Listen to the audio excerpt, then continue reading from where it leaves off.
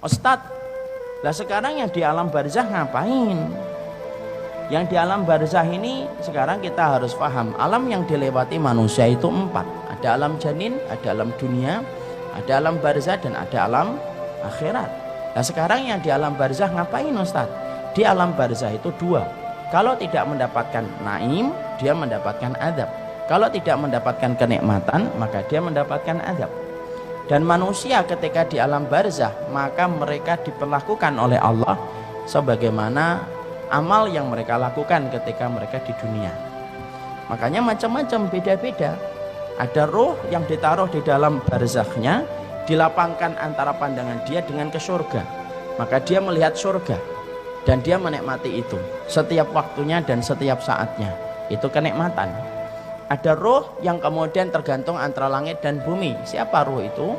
Yaitu adalah mereka yang memiliki hutang, tetapi tidak membayarkan hutangnya sampai dia meninggal dunia. Dia tergantung antara langit dan bumi. Dia kesakitan, nggak bergentayangan. Nggak ada bergentayangan turun, nggak ada bergentayangan.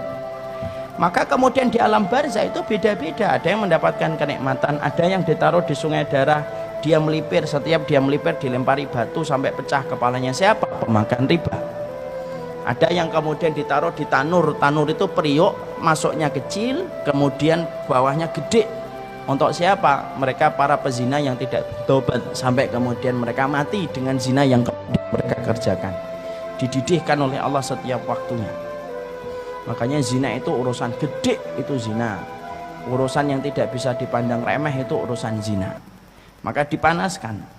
Ada roh yang kemudian di dalam tembolok burung-burung hijau menikmati surga, masuk ke surga di tembolok burung hijau, kemudian makan yang di surga, kemudian rumahnya di bawah arsy Allah. Siapa itu? Darahnya para syuhada. Beda-beda. Ada roh yang kemudian mati bunuh diri terus. Kalau dia bunuh dirinya dengan gini, ya dia gini terus. Siapa itu? Orang yang matinya bunuh diri. Kalau ada orang yang kemudian matinya minum baygon, ya di dalam kuburnya minum baygon terus. Dan tidak usah tanya, baygonnya dari mana Ustaz? Saya juga nggak ngerti. Tapi di situ kemudian disebut dengan alam barzah. Alam barzah itu bisa nggak ketemu Ustaz? Bisa. Orang itu kalau di alam barzah bisa ketemu. Makanya perhatikan ketika Nabi lemah di atas pangkuan Aisyah radhiyallahu anha, maka Nabi mengatakan ila rafiqil a'la, ke teman-teman saya yang berada di tempat yang tinggi. Siapa itu? Musa, Ibrahim, Harun, Ismail. Makanya Nabi ketika Isra Mi'raj ketemu nggak dengan saudara-saudara beliau? Ketemu Nabi Musa, ketemu Nabi Ibrahim, ketemu Nabi Adam. Berarti dari dalil itu alam barzah itu mempertemukan ruh selama mereka mendapatkan kenikmatan kubur.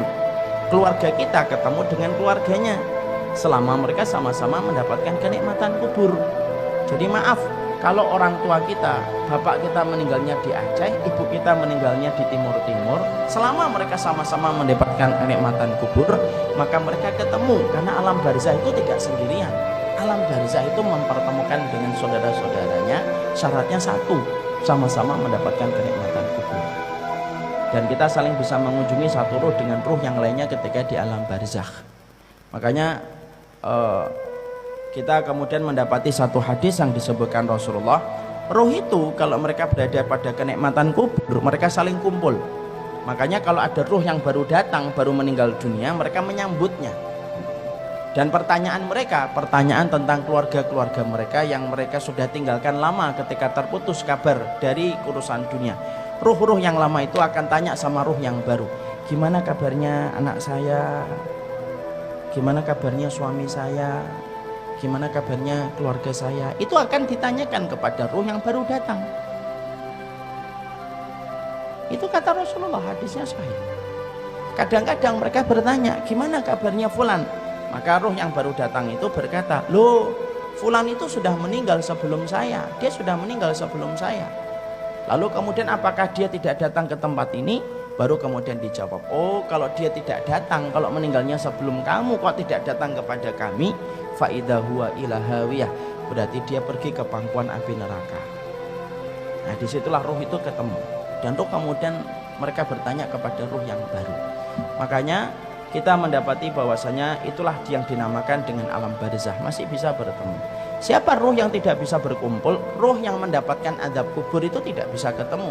Karena orang yang mendapatkan azab kubur berarti dia berada pada hukuman. Hukuman itu yang tidak bisa mempertemukan dengan keluarganya. Sama dalam konteks kehidupan kita. Kalau ada yang di Cipinang, penjara, dia tidak bisa ketemu saudaranya, tidak bisa ketemu dengan keluarganya. Sama, sebagaimana itulah kita kemudian mendapati di dalam ruh itu semacam itu. Allah